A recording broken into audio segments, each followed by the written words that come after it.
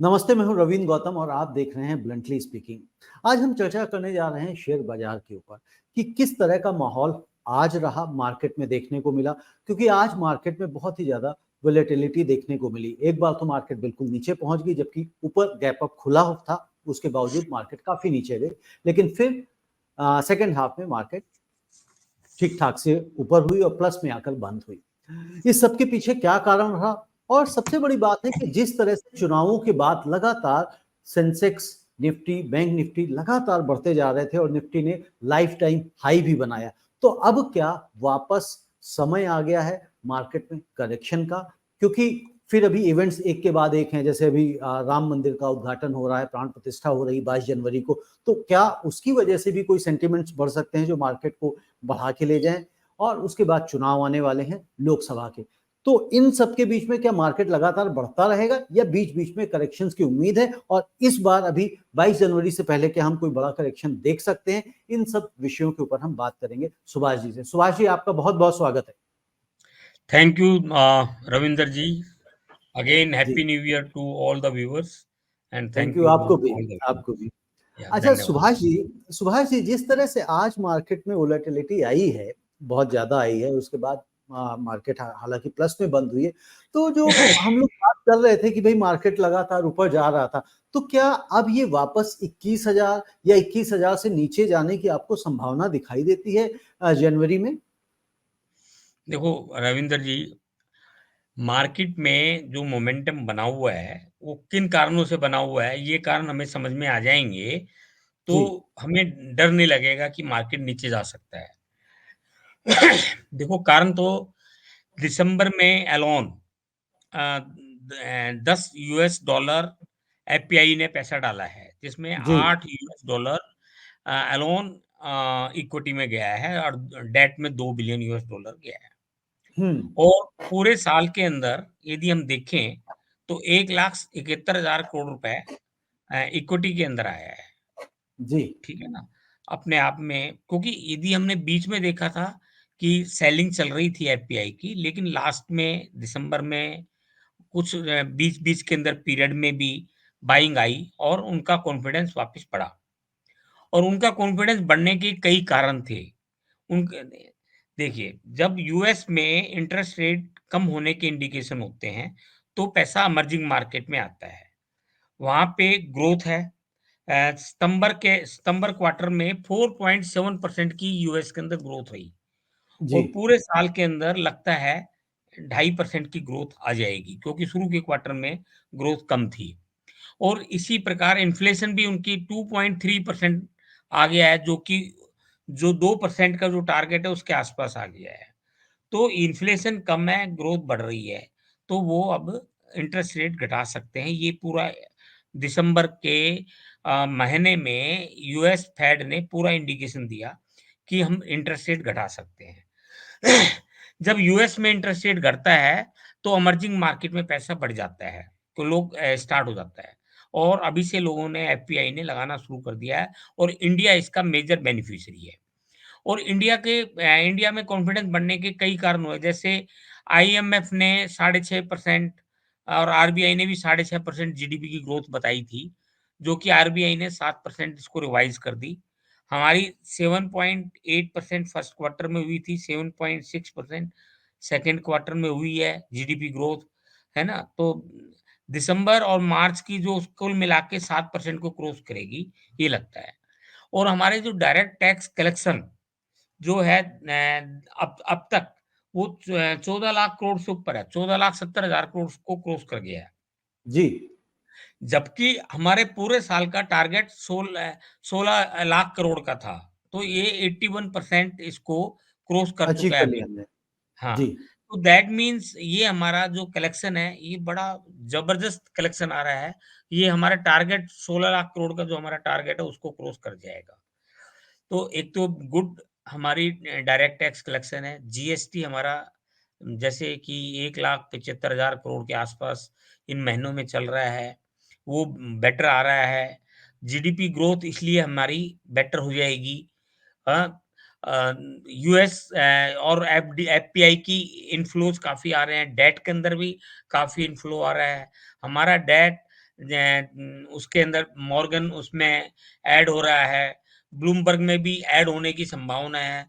तो 2024 में 24 बिलियन तो हमें सिर्फ जेपी मॉर्गन इंडेक्स में जो डेट मार्केट का है उसके अंदर संभावना है, और लेटर पार्ट में ब्लूमबर्ग में भी ऐड हो जाएगा तो उससे भी बहुत पैसा आने की संभावना है। संभावना इन्फ्लेशन है। कंट्रोल के अंदर है, कोर इन्फ्लेशन जो कि बहुत इंपॉर्टेंट है वो भी हमारा कम हो रहा है, तो वो भी एक अच्छा इंडिकेटर है। एफपीआई एयूएम जो है, ये 737 बिलियन यूएस डॉलर हो गया है दिसंबर तक। तो जो कि पहले इससे पहले 667 बिलियन यूएस डॉलर अक्टूबर 2021 में था। उसके बाद ये इस लेवल को भी अचीव नहीं किया था, और नवंबर में ये लेवल को क्रॉस किया और दिसंबर में एकदम बहुत बढ़ गया है, जी। 737 पहुँच गया है। तो ये these are the good indicators कि मार्केट को सस्टेन करेंगे। और जैसे मैंने बताया पॉलिटिकली 3 स्टेट के अंदर हम जीते, कंफर्टेबल विन थी, 2 स्टेट में भी कॉम्पिटिटिव थे, और पूरे साल के अंदर ये 2024 जनरल इलेक्शंस में पूरी संभावना है कि बीजेपी एनडीए गवर्नमेंट आएगी। सिर्फ हमें देखना ये है कि कितनी कंफर्टेबल मेजॉरिटी से आती है। 400 सीटें आती हैं, 350 आती हैं, सवा 400 आती हैं, पौने 400 आती है। It is like that only. तो और यदि बीजेपी गवर्नमेंट आती है तो एफपीआई को ये कॉन्फिडेंस है कि ये हमारे रिफॉर्म्स जो अब तक चल रहे थे, वो रिफॉर्म्स कंटिन्यू रहेंगे। कंटिन्यू तो रहेंगे। जी, हाँ जी। लेकिन सुभाष जी यहाँ पे जो एक सवाल मैंने किया आपसे कि जो हुँ। करेक्शन की हम जो बात कर रहे हैं, क्या निफ्टी को हम अभी मौजूदा समय में हम 21,000 से नीचे जाता हुआ देख सकते हैं क्या? करेक्शन की गुंजाइश आपको दिखाई देती है क्या? नहीं देखिए रविंद्र जी, मैं कह रहा हूँ आने को नीचे आ सकता है। अभी हमारा 21,647 क्लोज़ हुआ है आज, और जी, हाईएस्ट हमारा 21,834 गया है बिल्कुल नहीं? ठीक है। अच्छा, तो ये लेकिन हम ये रिकमेंड करते हैं जब भी आपको डिप मिले, तो हुँ, बाइंग बनती है। यदि मान लो 21,000 से कम आ जाता है तो बाइंग विल बी देयर। और ओके। आप ये देखिए डायरेक्ट इक्विटी में कितने कितने लोग इन्वेस्ट कर रहे हैं, और हुँ, ये म्यूचुअल फंड के अंदर 50 लाख करोड़ की फिगर भी क्रॉस कर गई है, जिसमें जी, मेरे ख्याल 27 लाख करोड़ इक्विटी के अंदर है। बहुत बड़ी फिगर है ये भी, है। और डीमैट अकाउंट बहुत, अभी सीडीएसएल ने भी अकाउंट दिया था, 10 करोड़ हमारा फिगर क्रॉस कर गई नवंबर के अंदर। ओके। सीडीएसएल की अलोन सीडीएसएल और एनएसडीएल अलग है। हुँ, मतलब 3-4 करोड़ इन्वेस्टर बने हैं 1 साल के अंदर, 3 करोड़ से ऊपर इन्वेस्टर रजिस्टर्ड हुए हैं। तो मतलब, और आप वॉल्यूम बेतहा बढ़ते जा रहे हैं, और मार्केट हमारा बहुत सेफ हो रहा है, रेगुलेटेड है, काफ़ी कॉन्फिडेंस क्रिएट हो रहा है। सेबी ने भी अभी अभी हमारा जैसे T+1 चल रहा है सेटलमेंट, उसको T+0 करने जा रहे हैं। एस्बा की फॉर्म में वॉलंटियर एस्बा की फॉर्म में करने जा रहे हैं, यदि कि भी ब्रोकर के पास फंड नहीं जाए, सीधा एस्बा में रहे, तो वो भी एक है। और बहुत सारे रिफॉर्म्स सेबी करने जा रही है। तो मतलब ये इससे क्या है कि पब्लिक कॉन्फिडेंस बहुत बढ़ रहा है। तो शेयर मार्केट में मैंने एक बार अपने लास्ट उसमें भी बताया था आपको कि 20% हमारा 2023 कैलेंडर ईयर में मार्केट जी, बढ़ा है। मिड कैप में अराउंड 45 से 50% बढ़ा है। स्मॉल कैप 60% बढ़ा है। तो अब जो ग्रोथ रहेगी वो बिग लार्ज कैप में रहने की उम्मीद है।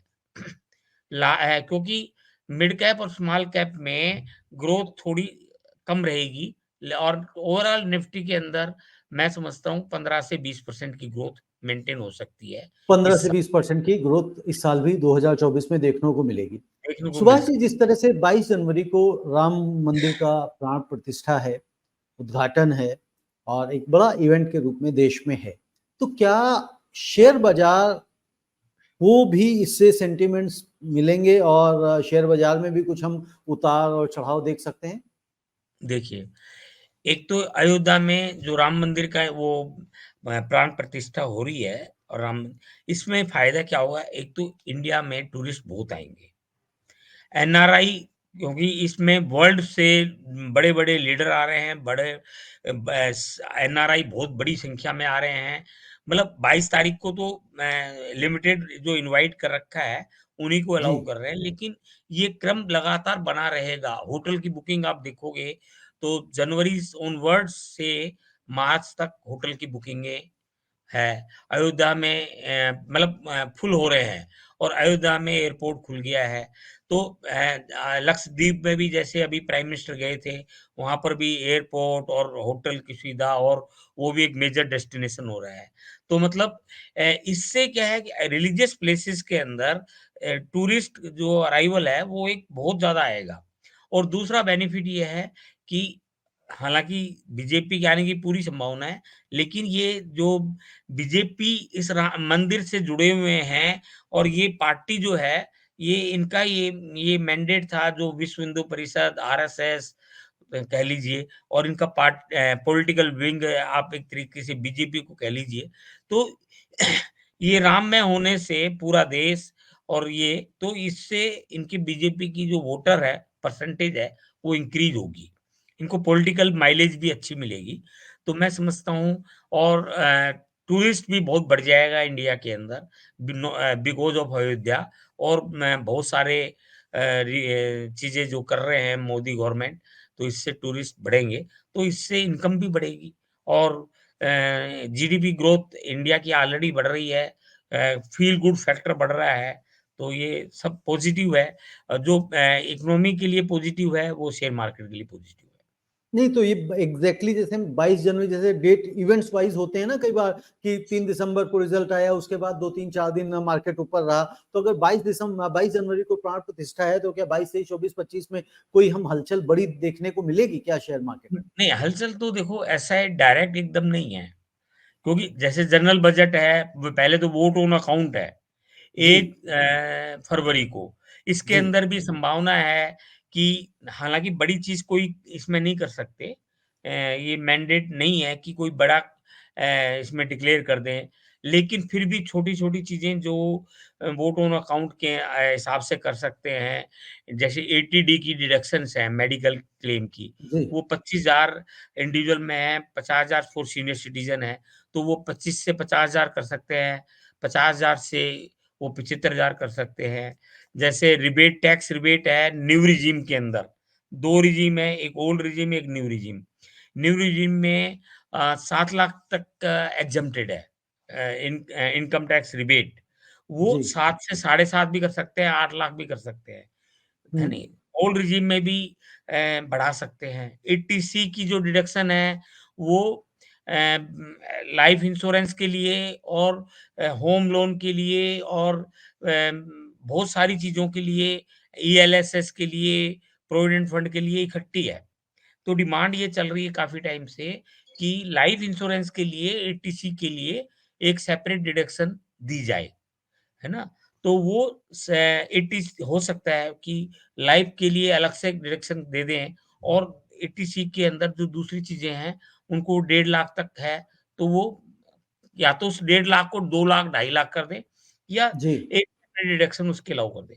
तो कुछ चीज़ें जो करेक्शंस हैं, ड्यू हैं, वो छोटी-छोटी चीज़ें हैं, जो कि इनकम टैक्स पेयर के लिए पेनफुल हैं। वो करेक्शंस वोट ऑन अकाउंट में भी कर सकते हैं और बहुत सारे करेक्शंस हैं, एक्ट की करेक्शंस हैं, जीएसटी की छोटे-छोटे फार्म की करेक्शंस हैं। जैसे टीडीएस है, 50 लाख से ऊपर 1% टीडीएस कटता है। हम्म, और इंडियन रेज़िडेंट के लिए तो चलो दिक्कत नहीं है, 26 क्यू एक फ़ॉर्म होता है, वो भर के करा जा सकता है। जी, लेकिन जी, एनआरआई में बहुत दिक्कत आती है। जब एनआरआई अपना हम्म, मकान बेचता है, तो उसमें उसको क्रेडिट मिलने के लिए बहुत फ़ॉर्मेलिटीज़ हैं, तो वो सिम्प्लीफ़ाई करना है। इसी प्रकार हमारे जैसे गिफ्ट सिटी के अंदर डिमांड है नहीं? तो वो उस तरह की भी कोई रेमिटेंस वगैरह जो गिफ्ट सिटी के अंदर है, जैसे हम अ, फ़ॉरेन रेमिटेशन $2.5 लाख की अलाउड है और गिफ्ट जी, सिटी के अंदर डॉलर में ही पेमेंट होता है। तो हम्म, उसमें इंडिविजुअल को वो वहाँ इन्वेस्ट नहीं कर सकता, बाकी जगह कर सकते हैं। तो वो कुछ ना कुछ उसमें रियायत दी जा सकती है। ऐसे कई और बेसिक जो करेक्शन की रिक्वायरमेंट है, वो इस वोट ऑन अकाउंट में कर सकते हैं। फुल बजट तो इलेक्शन के बाद आएगा, वो मोर लाइकली जुलाई के अंदर होगा। तब जी, बहुत सारी चीज़ें की जा सकती है।